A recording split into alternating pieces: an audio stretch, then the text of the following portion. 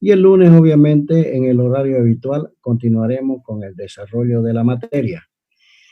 Habíamos visto lo que eran los conceptos del campo magnético y haciendo un repaso rápido para luego plantear unos 4 o 5 problemas donde el concepto fundamental del campo magnético habíamos charlado de que estaba ligado justamente al producto vectorial entre dos vectores A y B.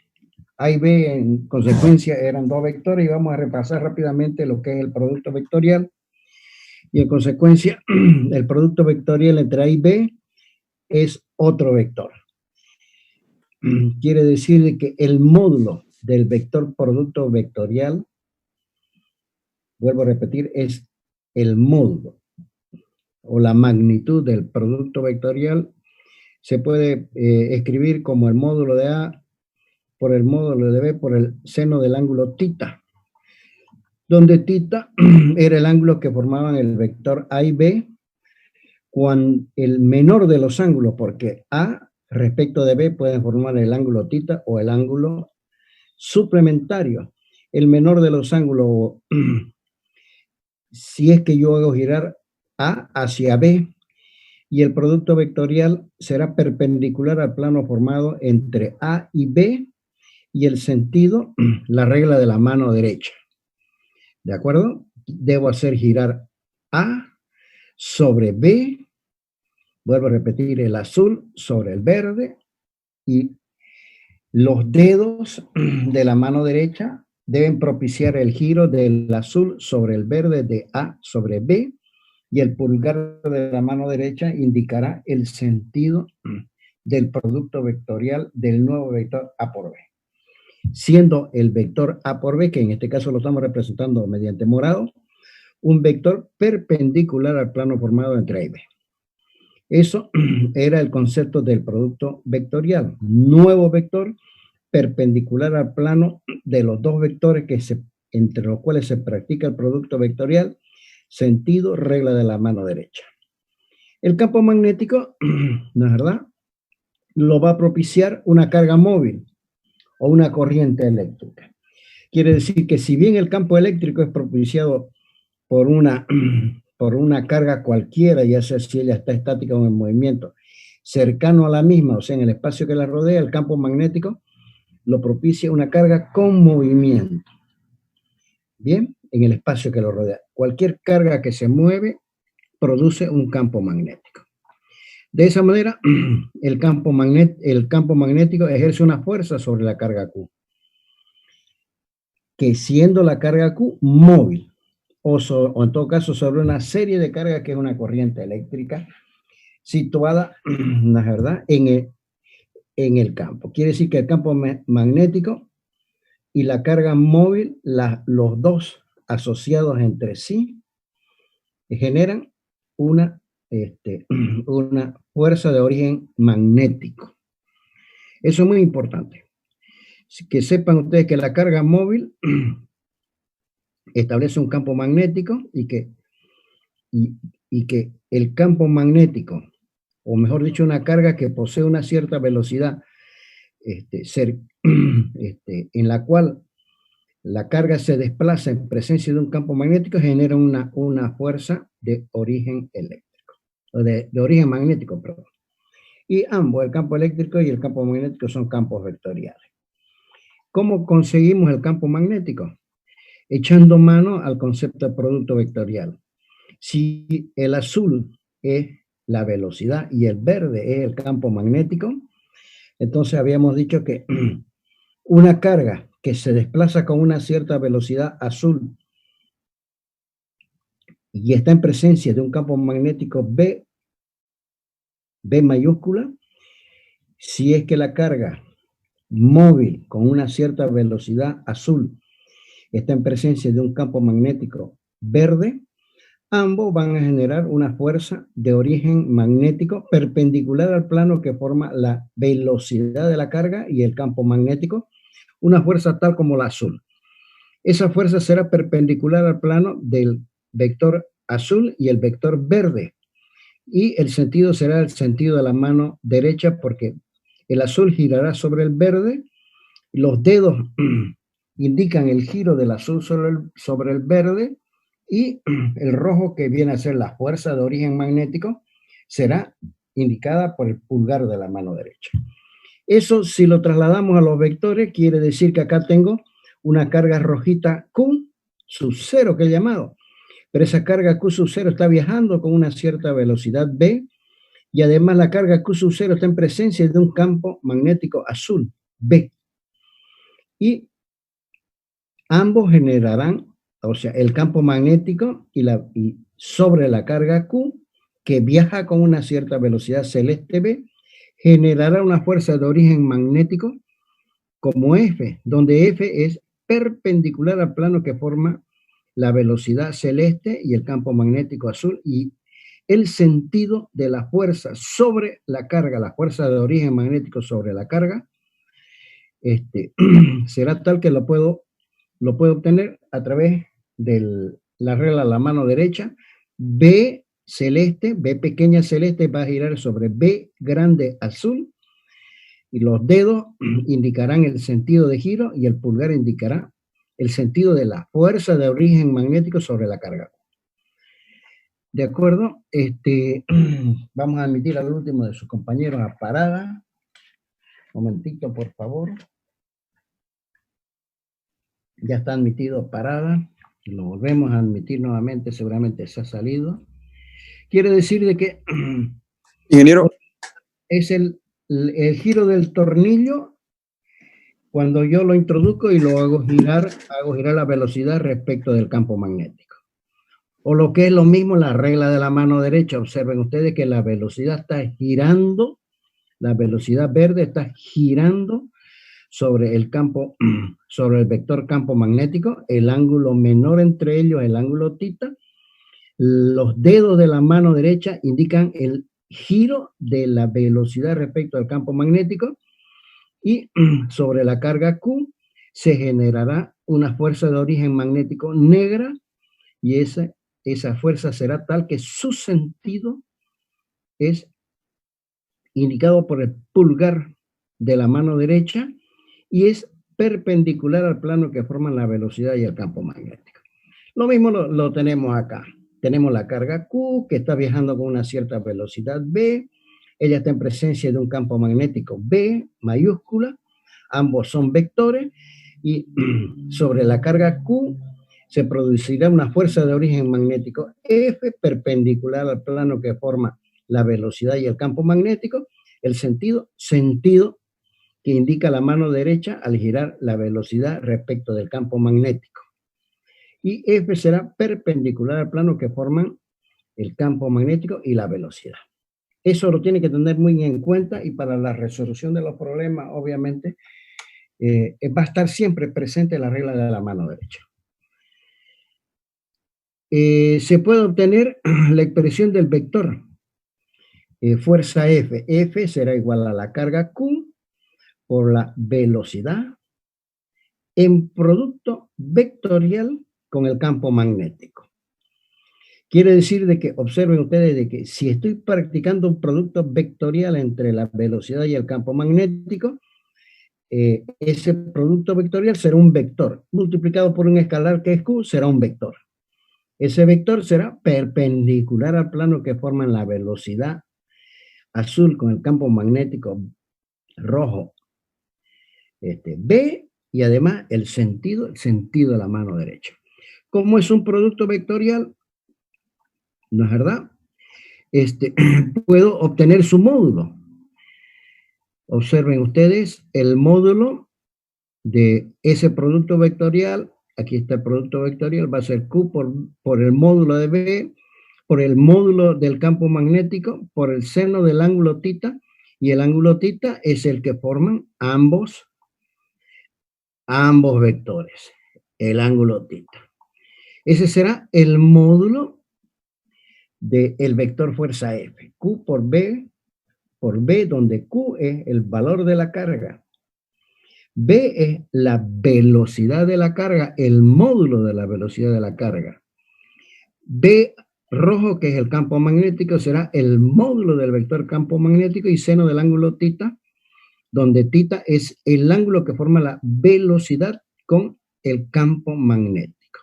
De aquí puedo rápidamente despejar el valor de B, que paso para obtener, despejando B, Q, B y seno del ángulo θ pasan a dividir respecto a F, ¿no es verdad? Y si reemplazo las unidades BF, o sea, la fuerza, siempre la mido en Newton, la carga en Coulomb, la velocidad en metros sobre segundo, y el seno del ángulo θ, obviamente, no tiene unidades.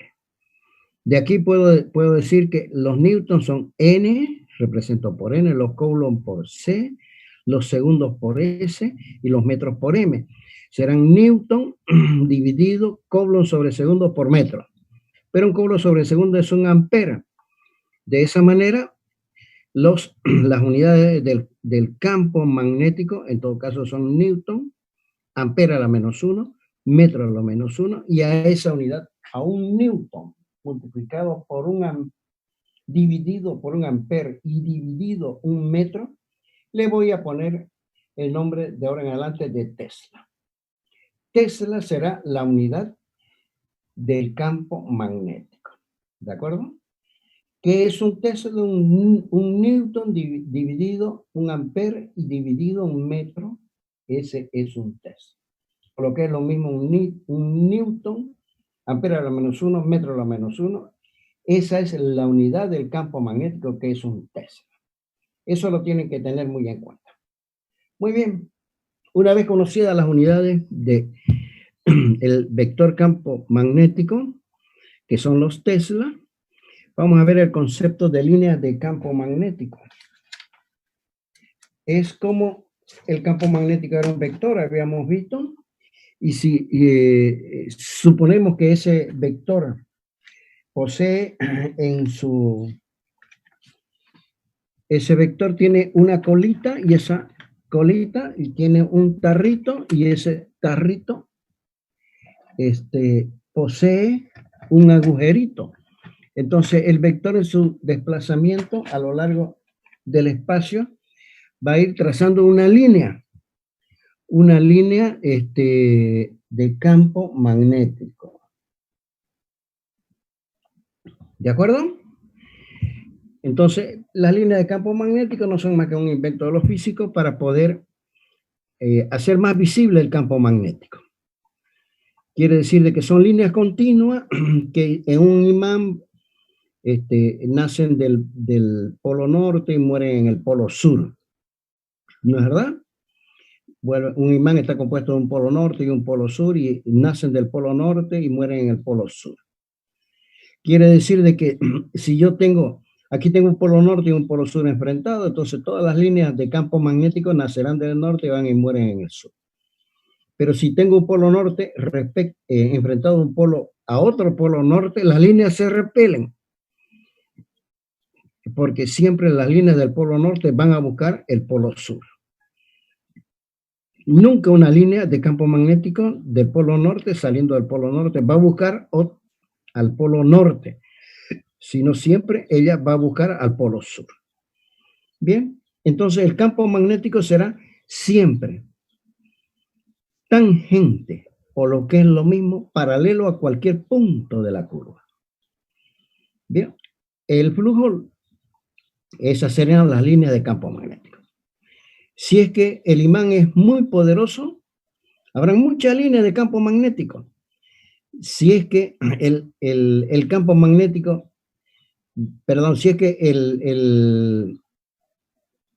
el imán es muy, muy fuerte, muy poderoso, va a generar muchas líneas de campo magnético, dado que el campo magnético es grande. Pero un imán que genera un campo magnético muy débil va a generar muy pocas líneas de campo magnético. De esa manera, aquí podemos observarlo también, las líneas del polo norte mueren siempre en el polo sur, ¿bien? Y de esa manera, lo mismo acá, ¿no? Las líneas que genera el polo norte siempre van a ir a su sumidero, por así decir, que es el polo sur.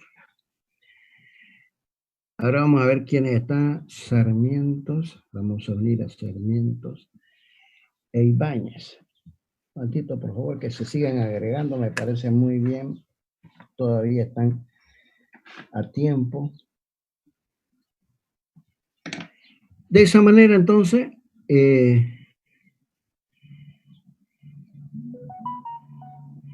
vuelta.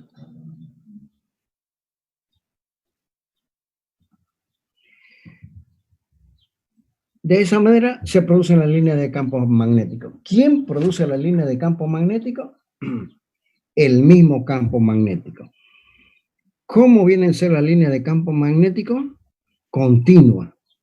¿Cómo es el campo magnético respecto a sus líneas o a las líneas de campo magnético? Siempre tangente en cualquier punto de la línea. Quiere decir que yo tengo una idea cómo va a ser el campo magnético si es que conozco las líneas que él mismo traza. Muy bien, una vez introducido el concepto de campo magnético, introduciremos el otro concepto que es flujo magnético. Para ver el concepto de flujo magnético necesito una superficie. Una superficie como aquí, como la verdecita y amarillita. Una superficie cualesquiera puede ser dividida en pequeños pedacitos infinitesimales, y cada uno de esos pedacitos tendrá un área, y cada uno de esos pedacitos los puedo representar mediante un vector perpendicular a la superficie. Quiere decir que una superficie puede ser, una superficie pequeña o grande puede ser representada mediante un vector perpendicular a ella y cuyo módulo de ese vector debe ser equivalente al área de la superficie que está representado del vector que es perpendicular a dicha superficie. Si una superficie como la gris cualquiera, yo le saco un pedacito, entonces como el pedacito blanco, este pedacito infinitesimal, lo puedo representar ese pedacito blanco mediante un vector que he llamado diferencial de área, de forma tal que el diferencial de área sea perpendicular a la superficie blanca y cuyo módulo de este vector diferencial de área negrito más resaltado sea equivalente al área de la superficie blanca. Esa superficie blanca puede ser cortada o atravesada por un campo magnético en cualquier dirección, que forme un ángulo cualesquiera con la superficie, o si no, un ángulo cualesquiera con el vector perpendicular a la superficie, que es el diferencial de área. Aquí hemos hecho lo mismo, ¿no? Ahora tengo una área verdecita. El vector que es representativo de esta área verdecita será el vector negro. El vector negro será perpendicular a la superficie verdecita y la longitud o el módulo del vector negro será equivalente al área de la superficie verdecita. Y ella es atravesada por un campo magnético cualesquiera B. Y el vector representativo de la superficie me va a formar un ángulo con el vector campo magnético. Dicho eso, entonces puedo definir el flujo. Sí, voy a llamar a flujo. El flujo phi, digamos. El diferencial de phi va a ser el producto escalar entre el campo magnético y el diferencial de área. ¿De acuerdo? Un producto escalar. Un producto escalar practicado entre dos vectores, entre el vector rojito y el vector azulito. Ese producto escalar me va a dar un nuevo escalar. Y ese escalar va a ser el módulo del vector rojo B multiplicado por el módulo del vector A multiplicado por el coseno del ángulo θ, donde θ es el ángulo que forman B y A. En este caso B y S. Bien. Eso es muy importante sabernos, ¿verdad?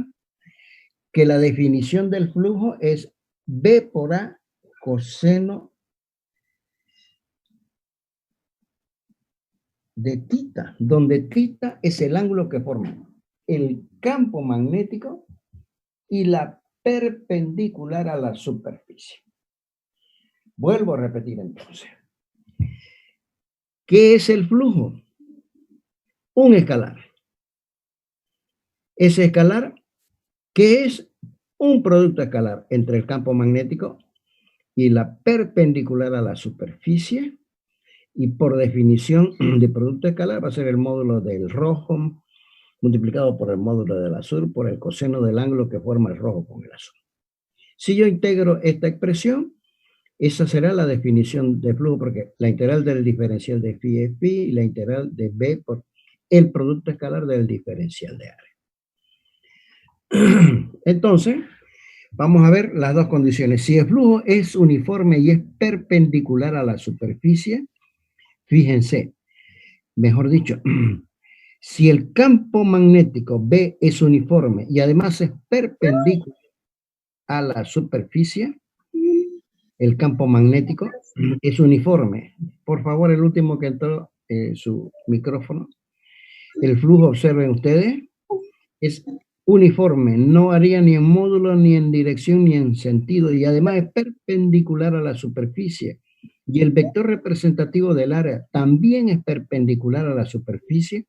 El coseno que forman el vector campo magnético y el vector representativo de la superficie que hemos llamado A, ambos son perpendiculares a la superficie, o lo que es lo mismo, ambos son paralelos entre sí. El ángulo que forma dos rectas paralelas es 0, pero el coseno de 0 es 1. Quiere decir que si B es constante porque es uniforme, puede salir fuera de la integral, y la integral del diferencial de área es área, y el coseno de 0 es 1. Quiere decir que en el caso, vuelvo a repetir, ¿cómo será el flujo? En el caso que una superficie es atravesada por un campo uniforme y además que es perpendicular a la superficie. ¿Cuánto valdrá ese flujo? B por A. ¿De acuerdo? Ahora, si el campo magnético es paralelo a la superficie y el vector representativo de la superficie es perpendicular a la misma, entonces entre sí forman 90 grados, pero el coseno de 90 grados es 0, el flujo es 0. En otras palabras, si el campo magnético no logra atravesar la superficie dado que es paralela a ella, el flujo será 0. Es necesario entonces, para que el flujo tenga un valor, que el vector campo magnético atraviese de alguna manera la superficie. Si es paralela a la superficie, el valor del flujo será 0. Dicho eso, entonces podemos quizás ver las unidades del flujo. Si el flujo es B por A por el coseno del ángulo θ, este es el flujo B, este es el desarrollo de el producto escalar. Entonces, coseno del ángulo θ no posee unidades. Las unidades del flujo serán unidades de B por unidades de A, Tesla por metro cuadrado. Un Tesla A, las unidades de una área de una superficie son los metros cuadrados. Las unidades del campo magnético son los Tesla. Un Tesla por metro cuadrado son las unidades del flujo magnético. Y le vamos a poner de ahora en adelante el nombre de Weber. Weber serán entonces las unidades del flujo magnético, y el flujo magnético es un escalar. Quede bien claro, y vuelvo a repetir otra vez el concepto. El flujo magnético es un escalar y sus unidades son los Weber. ¿Y qué es un Weber? Un Tesla por metro cuadrado. Ya tenemos el concepto de flujo. Entonces, vamos a ver si por un conductor viajan cargas como la rojita. Por este conductor viajan las cargas. Para que viajen necesitan estar animadas por una cierta velocidad V. Quiere decir de que he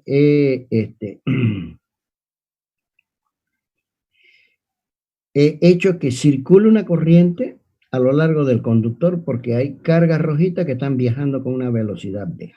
Que las cargas se muevan con una cierta velocidad V indican que hay una cierta intensidad de corriente. Si yo tomo un conductor ahora, saco un pedazo de este conductor y de una longitud tal como L y hay cargas positivas que están viajando con una cierta velocidad V, ¿no es verdad? Entonces las cargas verdecitas que viajan con una cierta velocidad V introducen una intensidad de corriente I. Y vamos a suponer que hay un campo magnético como el rojito. Este campo magnético es entrante a la superficie y como es un vector tiene es como una flechita y en la colita tiene una plumita. Entonces aquí estoy viendo las plumitas, por eso he puesto una X. Quiere decir que este campo magnético está entrante al papel o a la pantalla del celular o de la computadora que ustedes están viendo. Y además este campo magnético es perpendicular a la velocidad v. Si hay cargas en movimiento en presencia de un campo magnético, se van a generar fuerzas de origen magnético. Esas fuerzas de origen magnético van a ser perpendiculares a la intensidad de la corriente eléctrica, lo que es lo mismo la velocidad, y al campo magnético entrante a la superficie. Entonces serán para arriba, porque B debe girar hacia B y el sentido será lo que me indica el pulgar de la mano derecha. En otras palabras, en un cable, en un conductor de longitud L, por el cual viajan cargas con una cierta velocidad V, o lo que es lo mismo, por el conductor circula una corriente de intensidad I, y ese conductor está en presencia de un campo magnético sobre el conductor, o lo que es lo mismo sobre la carga, se generarán fuerzas de origen magnético. Eso es muy importante, ese es el principio del funcionamiento de los motores eléctricos. ¿Cuánto valdrá esa fuerza? El módulo de esa fuerza va a ser el producto de la intensidad por la longitud del conductor por B, donde B es el campo magnético, y en este caso, es un caso particular donde el campo magnético es perpendicular a la intensidad I. ¿De acuerdo? Fíjense, la intensidad de corriente circula por el conductor, es como si fuese, ¿verdad?, yendo por el eje del conductor azulito, o celestito, perdón. Y el campo magnético lo va a cortar perpendicularmente ahí, por eso de que en este caso particular esta es la fuerza sobre el conductor de longitud L, cuando el campo magnético es perpendicular a la intensidad I. Pero cuando el campo magnético no es perpendicular, sino forma un cierto ángulo con la corriente o la intensidad de la corriente que circula por el conductor, o sea que θ es distinto de 90 grados, será el vector fuerza será I por L en producto vectorial con B. ¿De acuerdo?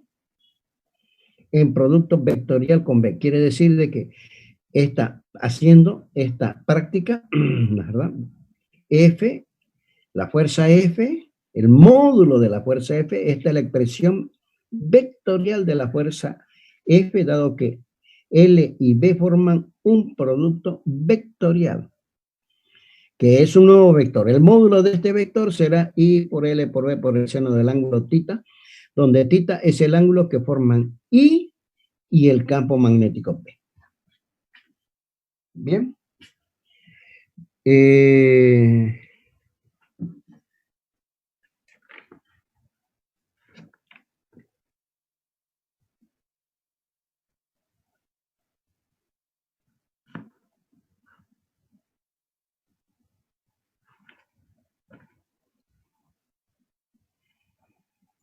Muy bien.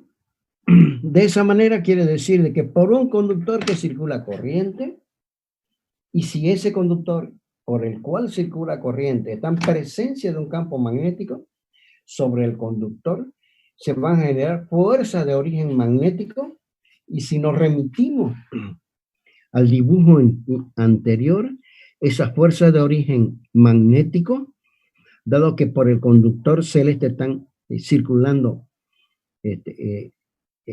una corriente de intensidad I, y además ese conductor está en presencia de campo magnético, las fuerzas de origen magnético sobre cada carga tenderán a desplazarlo, en todo caso este conductor, en este caso particular, hacia arriba. ¿De acuerdo? Tratan de empujarlo hacia arriba. Y podemos calcular esa fuerza, el módulo de la fuerza va a ser ILB.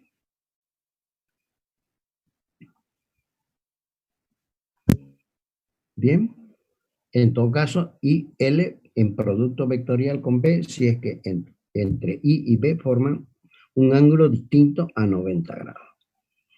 Veremos entonces un pequeño ejemplo de aplicación que es la fuerza sobre una espira. Una espira es un rulo, es un conductor hecho un rulo. Bien, en este caso estamos tomando una espira rectangular cuyo lado mayor tiene un valor de A, la longitud del lado mayor vale A, la longitud del lado menor vale B, y está en presencia de un campo magnético paralelo al eje Z, dado que lo hemos referido, este rectángulo lo hemos referido a un sistema de eje cartesiano Z, X y Y. ¿De acuerdo? El campo magnético es paralelo al eje Z. Quiere decir que va a cortar, en todo caso, a la intensidad de corriente que está circulando por el conductor en diferentes ángulos, va a cortar a los diferentes lados. Si hay corriente sobre el conductor, vamos a tomar este pedazo, el pedazo superior. Si hay corrientes por el conductor y si esas corrientes están en presencia de un campo magnético, se va a generar una fuerza de origen magnético. Observen ustedes, esa fuerza de origen magnético que es representado como F debe ser perpendicular al plano que forma I y B. Y si aplico la regla de la mano derecha, I debe girar hacia B. I debe girar hacia B y va a formar el sentido de la fuerza F. ¿De acuerdo? Muy bien, entonces esta fuerza está bien representada y esta otra, si esta es I y I gira hacia B, el sentido de la mano derecha, ustedes hagan la prueba, I gira hacia B, el sentido de la fuerza F va a ser así, contraria a la anterior. Quiere decir de que F y menos F no se anulan entre sí porque no están son paralelas, son dos vectores del mismo módulo, dado de que A tiene la misma longitud, son vect'ores del mismo módulo, pero no son vectores que están sobre la misma línea, no son colineales, y en consecuencia F y F' no se anulan entre sí, ¿no es verdad? O sea, mejor dicho, dan como resultante una fuerza cero, porque sí se anulan entre sí, entre F y F', son paralelos del mismo módulo y sentido contrario, se anulan entre sí. Pero sin embargo forman un par. Quiere decir que F y F', la resultante entre F y F' es cero. Pero sin embargo forman un par que van a tratar de hacer girar el rectángulo abatiéndose sobre el plano moradito. Pero en estos lados de acá, en el lado de longitud B, fíjense, si I gira sobre B, I gira sobre B, entonces me van a dar un vector F y menos F'. F y menos F. En consecuencia, ese vector es colineal, tiene la misma magnitud dado que estos lados son iguales y por otra parte, la resultante es cero y no forman un par dado que ambos son colineales, no son paralelos entre sí.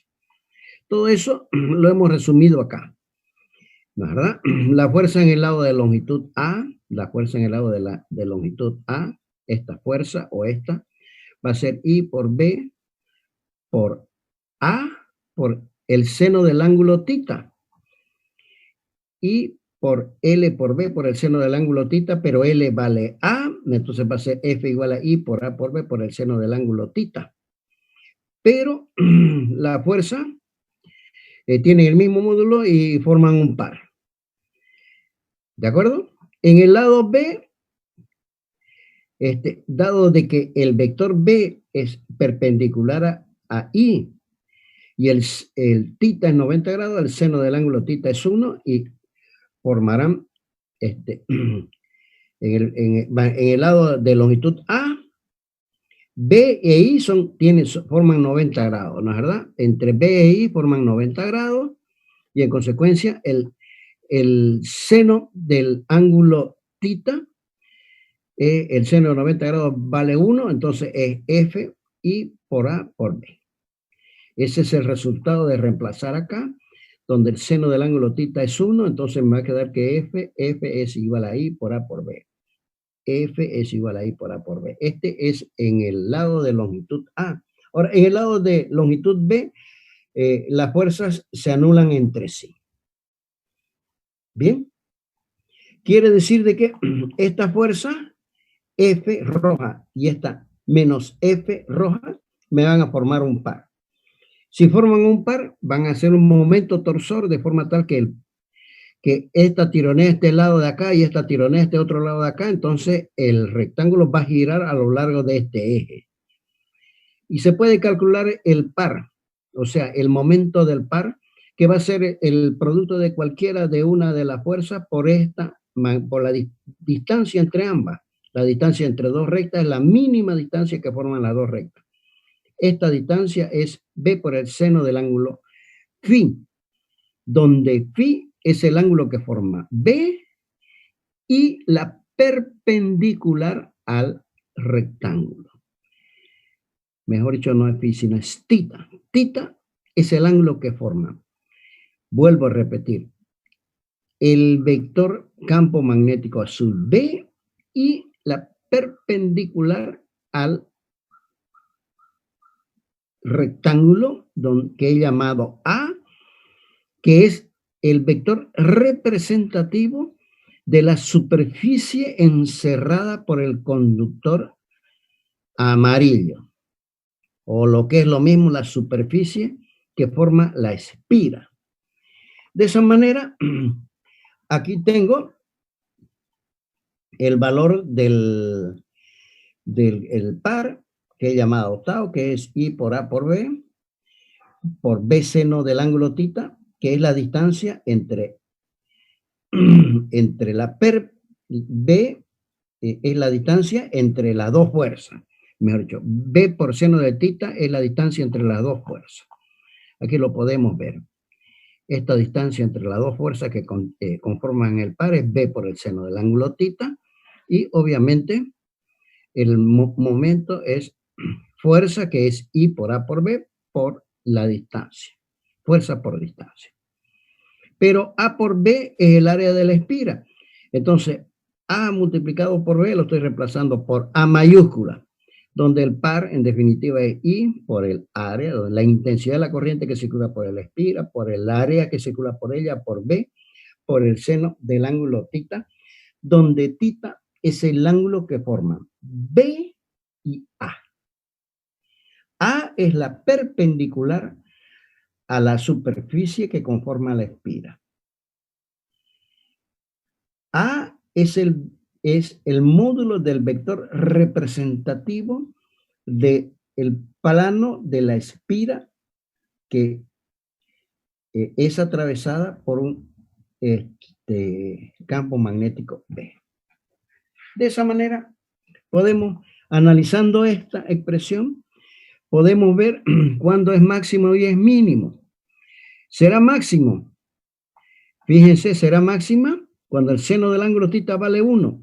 Si el seno del ángulo θ vale 1, entre B y A deben formar 90 grados, porque el seno de 90 grados es 1. De esa manera, cuando B y A son perpendiculares entre sí, quiere decir, ¿no es verdad?, que cuando el vector B es perpendicular al vector representativo de la superficie, que es A, el par que forman F y menos F será máximo. Bien, y ese valor máximo será I por A por B. Porque el seno del ángulo θ es 1, me va a quedar esta I, esa A es esa A, ese B es ese B, el seno del ángulo θ vale 1. Cuando el par será mínimo, lo que es lo mismo, 0. Cuando B y A son paralelos entre sí, B y A son paralelos entre sí. Quiere decir que el cuadro este estaría recostadito. A es perpendicular al plano, B tiene la dirección del eje Z, y en consecuencia cuando B y el vector representativo del área A son paralelos entre sí, o lo que es lo mismo, su ángulo, el ángulo que está formado entre ellos es 0, el seno de 0 es 0. De esa manera, si θ es 0, el seno de 0 es 0 y el par es 0. Acá no habrá par.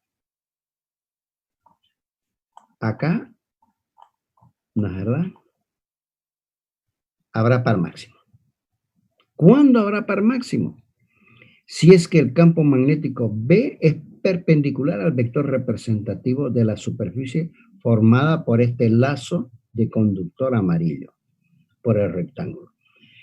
Cuando el par será 0, cuando el campo magnético es perpendicular a la superficie y A es perpendicular también a ella, no forman más que un ángulo, o forman un ángulo que es nulo, y en consecuencia el par será 0.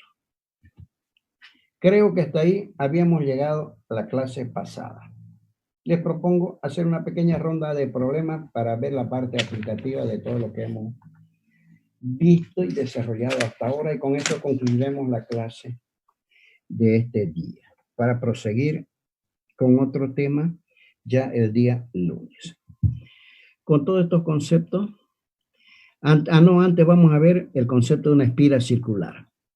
Fíjense, en este cuadrado esta área es A por B. Pero en una espira circular, el área de toda la espira es pi por r cuadrado. Entonces, si el par es I por A por B por el seno del ángulo θ, reemplazo el área A por I por r cuadrado. Este B es ese B, es pi por r cuadrado, es lo que vale A, pi por r cuadrado. Este I está ahí, esta B es esta B, y el seno del ángulo θ es ese. Varias espiras entre sí, si forman algo como la espiral del cuaderno, constituyen un solenoide. Un solenoide normalmente es un solenoide de espira de forma circular. Bien, rulos que yo he hecho uno al lado del otro, donde puedo inyectar una corriente por este lado y esa corriente puede salir por este otro lado. Un solenoide como este tiene 1, 2, 3, 4, 5, 6, 7, 8, 9, 10, 11, 12, 13, 14, 15 vueltas. En otras palabras, tiene 15 espiras. Se conoce que cada una de las espiras está formada por un lacito. Tiene 15 espiras. Eso que, o sea, lo que como para conformar una espira se le da una vueltita al conductor, también se dice que tiene 15 vueltas. Esas 15 vueltas la vamos a llamar por N. Este es un conductor donde N, o sea que el número de espiras o el número de vueltas es 15. La volvemos a contar y evidentemente son 15. Entonces el solenoide está constituido por varias espiras. La recta que pasa por el centro del solenoide, por el centro de cada una de las espiras, se llama eje del solenoide. Ahora, si el número de espiras es N, cada una de las espiras va a contribuir con un campo magnético. ¿De acuerdo? Cada una de las espiras va a contribuir con un campo magnético y va a contribuir con un par. Entonces, si este es el par de una sola espira, y si el solenoide tiene n espiras, esta anterior multiplicado por n será el par que produce todas estas espiras que constituyen un solenoide, si es que esta anterior la multiplico por el número de espiras o el número de vueltas, que también se suele decir. Esta de acá es la expresión que me permite, ¿no es verdad?, obtener el par producido por una circulación de corriente por un solenoide en presencia de un campo magnético B y cuyo radio de cada una de las espiras es R y además que tiene N espiras y entre B e I existe un ángulo tal como tita. ¿De acuerdo? Muy bien. Dicho de esa manera, vamos a ir a los problemas. Aquí me dice que yo tengo una partícula, una partícula cuya masa es m y esa partícula tiene una carga cuyo valor es 2.5 por 10 a la menos 8 coulomb y se comunica la partícula a una cierta velocidad, que la velocidad es 10 por 10 a la cuarta metros por segundo a la menos 1. Y lo que me piden es que calcule la dirección y la magnitud del campo magnético que mantendría horizontal el recorrido de la partícula. ¿De acuerdo?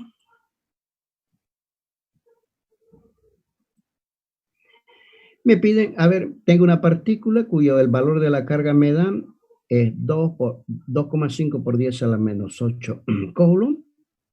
Me dan la masa de la partícula, 0,5 gramos, y ella viaja con una cierta velocidad. Y la ponen, la verdad, a la partícula, me dicen que yo calcule el campo magnético. Si la pongo en presencia de un campo magnético, esta partícula que está viajando con una cierta velocidad v, sobre ella se va a generar una fuerza de origen magnético, y esa fuerza de origen magnético será tal de que haría que la trayectoria de la partícula deje de ser horizontal. Entonces me piden que yo calcule un campo magnético que sobre la espira viajera, la fuerza de origen magnético no altere la trayectoria perfectamente horizontal de la partícula cuya carga es Q, de la partícula roja. Bien, eso es lo que me piden. Vuelvo a repetir, tengo una partícula que viaja con una cierta velocidad v. Si yo la pongo en presencia de un campo magnético cualquiera, la velocidad v va a dejar de ser absolutamente horizontal, será de cualquier forma menos horizontal, y en consecuencia me piden que yo calcule un campo magnético de tal que ese campo magnético genere una fuerza sobre la partícula que tiene una velocidad v, de manera que no se altere la trayectoria horizontal de la partícula. Muy bien, para lo cual pongo los datos. Pongo la masa, la transformo en kilogramos la masa, pongo el valor de la carga, que es dato del problema, el valor de la velocidad de la partícula, verde, que es 10 por 10 a la cuarta metros sobre segundo. Voy a poner la fórmula, ¿verdad? La fórmula es la fuerza que se genera sobre la partícula debido a la presencia del campo magnético y debido a que la partícula cuya carga es Q viaja con una cierta velocidad v, será Q por v, la carga por la velocidad, por el valor del campo magnético, por el seno del ángulo tita, ¿verdad? Será el módulo de la fuerza. Pero como la partícula tiene una cierta masa m, ella va a tener un peso. Ese peso, lo llamado P, va a ser igual a la masa por la aceleración de la gravedad según la ley de Newton. Quiere decir que si es que la velocidad va a ser perfectamente horizontal, genero la fuerza de origen magnético que será hacia arriba y elijo un campo magnético entrante al papel y perpendicular a B, de manera que la trayectoria sea absolutamente horizontal y de forma tal en que esta fuerza de origen magnético con el peso se anule para que la velocidad siga en forma horizontal. Vuelvo a repetir. Voy a elegir un campo magnético. Dado que la partícula está provista de una cierta velocidad v horizontal, un campo magnético entrante al papel y perpendicular a la velocidad, de forma tal que las fuerzas de origen magnético se anulen con la fuerza de origen gravitatorio.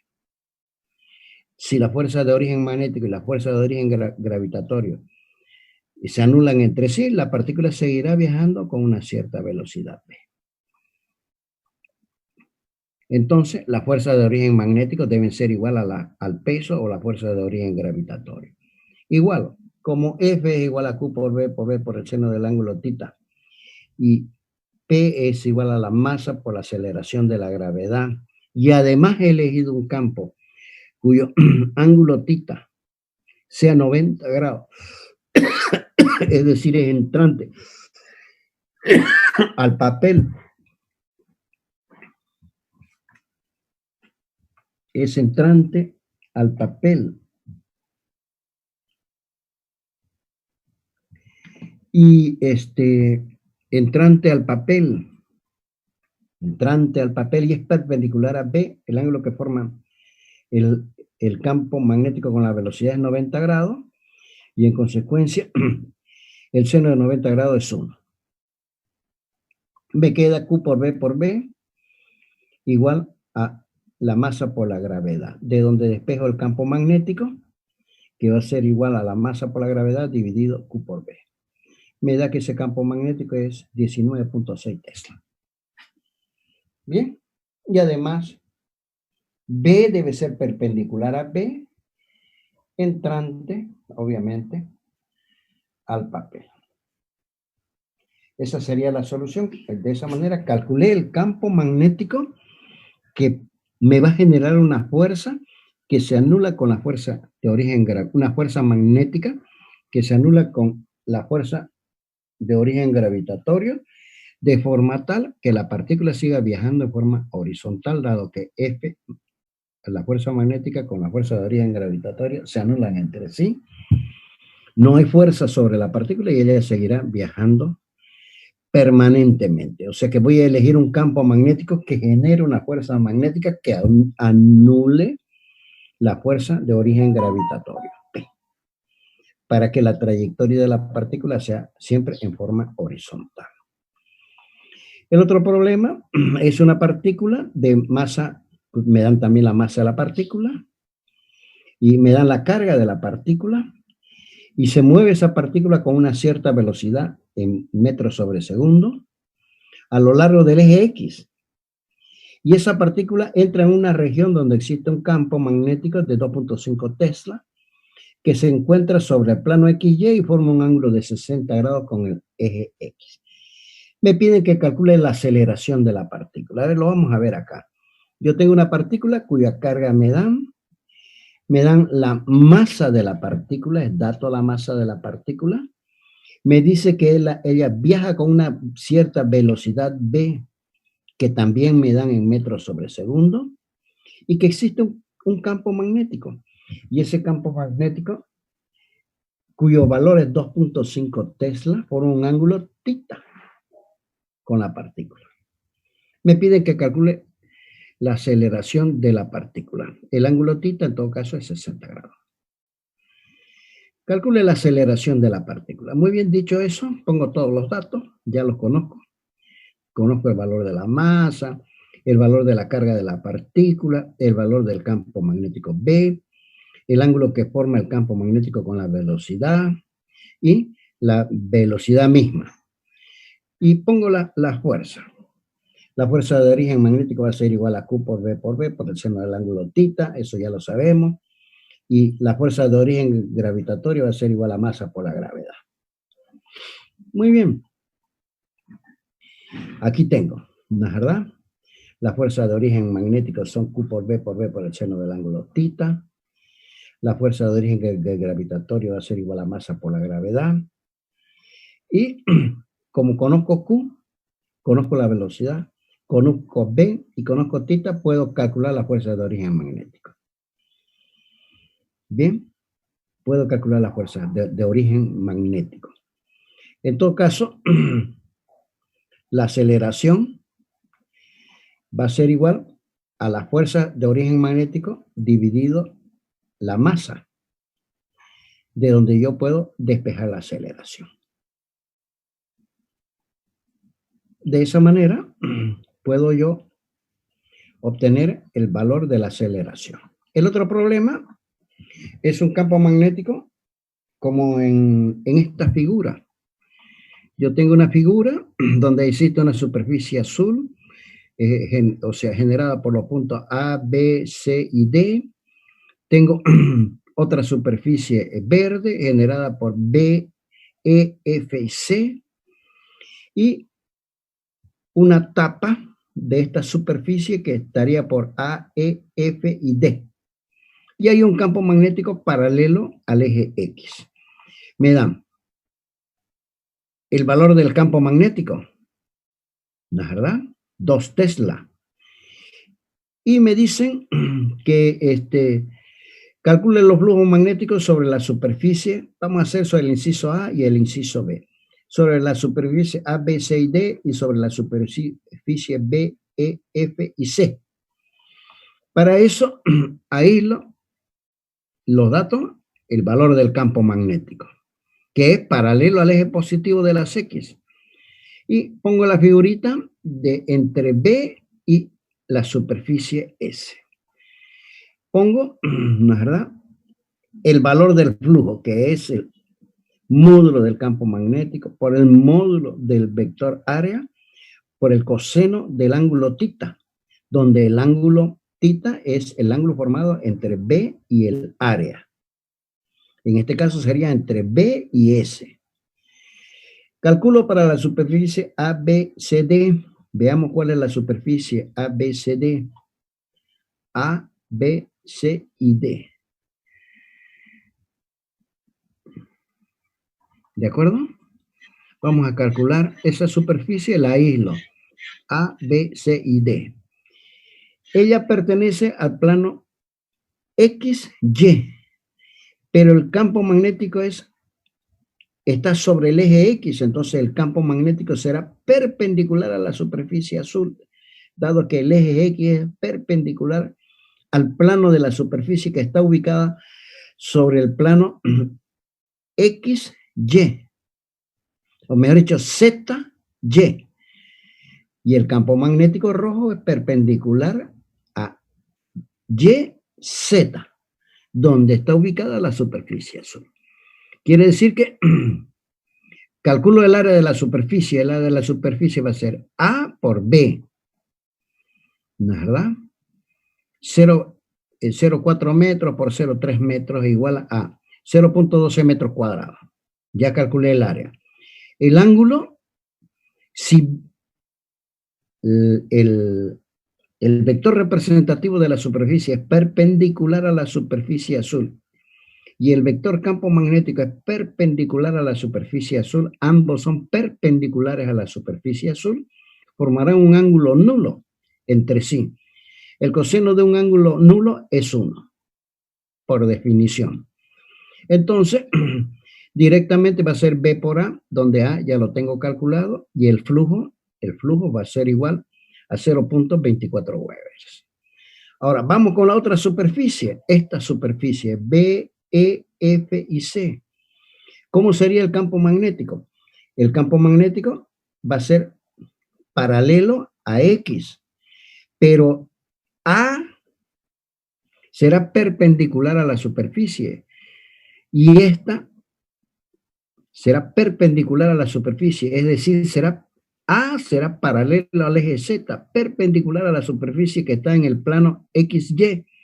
De esa manera, si B es paralelo a la superficie porque es paralelo al eje X y A es paralelo al eje Z, entre B y A formarán 90 grados. El coseno de 90 grados es 0 y el flujo es 0. ¿De acuerdo? De esa manera, entonces se resuelve el problema. El otro problema, que sería el problema 4, ya tengo 12 espiras circulares del mismo diámetro. 12 espiras circulares del mismo diámetro. Bien. Del mismo diámetro D. Quiere decir que este es el diámetro de las 12 espiras circulares. Muy bien. Y por cada una de ellas y por todas ellas circula una corriente. La corriente son 5 amperes. Y esta, la asociación de espiras, espira es una sola vueltita es una espira, pero la asociación de esas espiras, que en este caso son 12, se conoce con el nombre de bobina. Bien, entonces la bobina está en una región donde existe un campo magnético de 0,5 Tesla. Si el valor del torque que se genera, porque hay una circulación de corriente por la espira, y ella está en presencia de un campo magnético, sobre ella se va a generar un torque, ¿verdad? Y ese torque que se genera a la mitad del torque máximo, me dice que calcule la posición de B, la posición de todas las espiras respecto al campo B. O sea que me dicen en otras palabras que qué ángulo formará B e I. ¿De acuerdo? Entonces, tengo todos los datos, tengo el diámetro de la espira, tengo el radio de una de ellas, de cualquiera de ellas, que es el diámetro sobre 2. Lo elevo al cuadrado para hacer un cálculo posterior.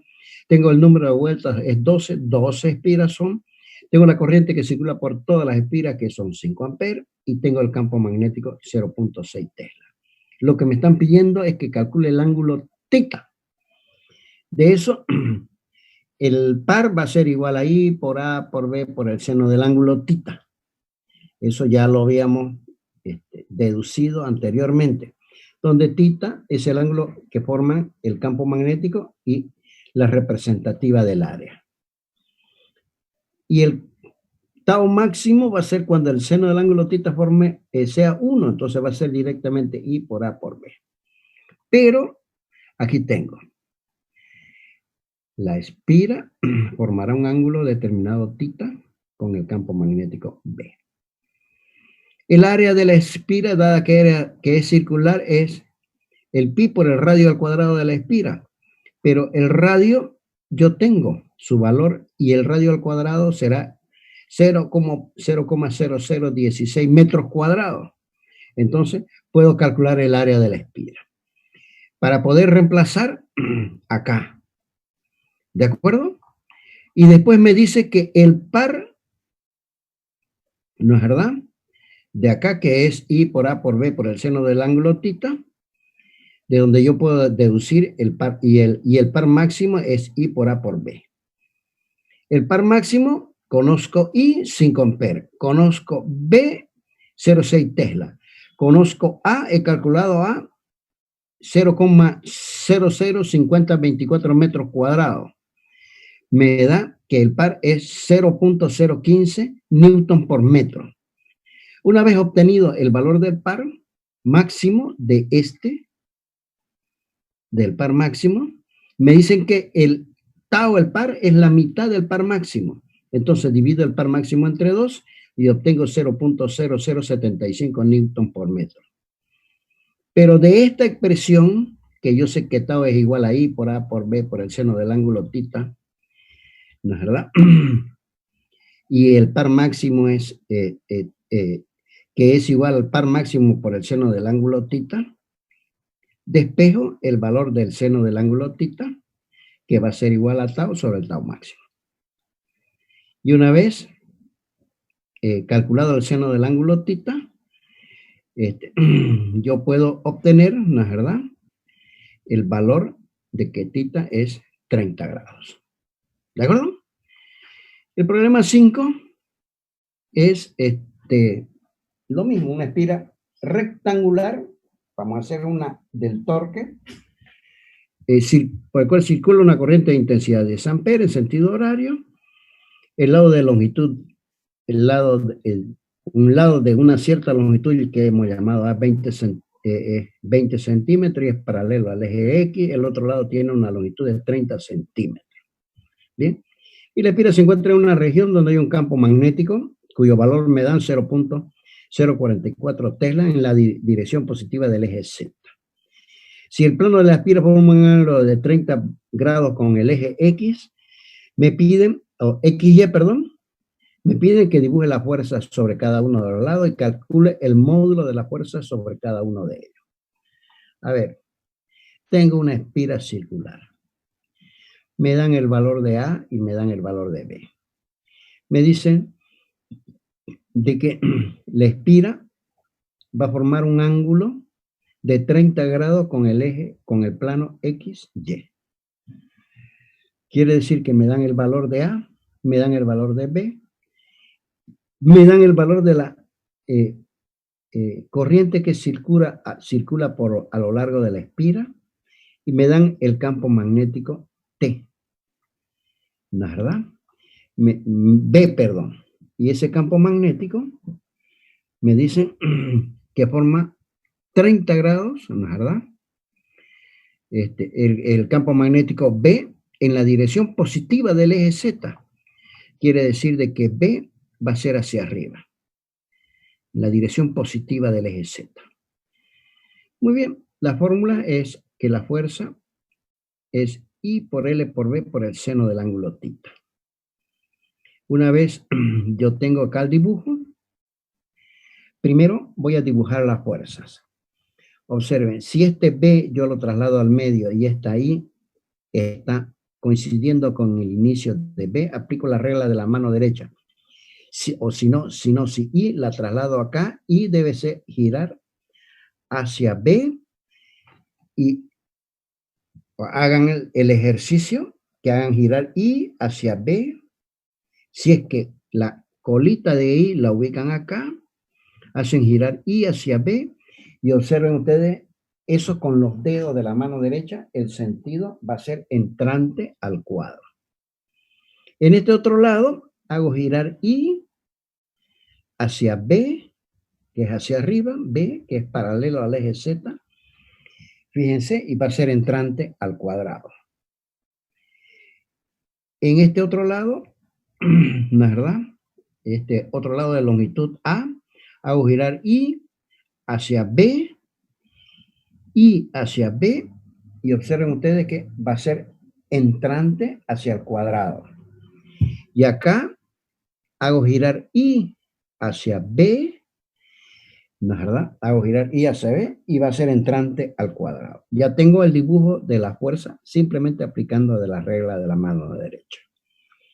Y lo que yo deseo es calcular el valor de cada una de las fuerzas. Ya sé que todas ellas van a ser entrantes hacia el centro del cuadrado, las fuerzas de origen magnético. En el lado de longitud B, este es el lado de longitud B, voy a calcular esta fuerza, que es la misma que esta, porque circula la misma corriente y tienen la misma longitud. Fíjense, aplico la fórmula, que ILB por el seno del ángulo θ. Pero en todo caso, la verdad, en el lado de longitud B, F1 y F2, ¿qué ángulo van a formar entre I y B? 60 grados, ¿no es verdad? 60 grados forman entre I y B. Observen, si este es 30 grados, este es sí. Si este es 30 grados y desde acá hasta acá hay 90 grados menos 30 es 60 grados. Quiere decir que el ángulo entre I y B es 60 grados. Pero conozco I, conozco el valor de B, conozco el valor del campo magnético, puedo calcular las dos fuerzas. En el otro lado, ¿no es verdad? I y B, ¿no es verdad?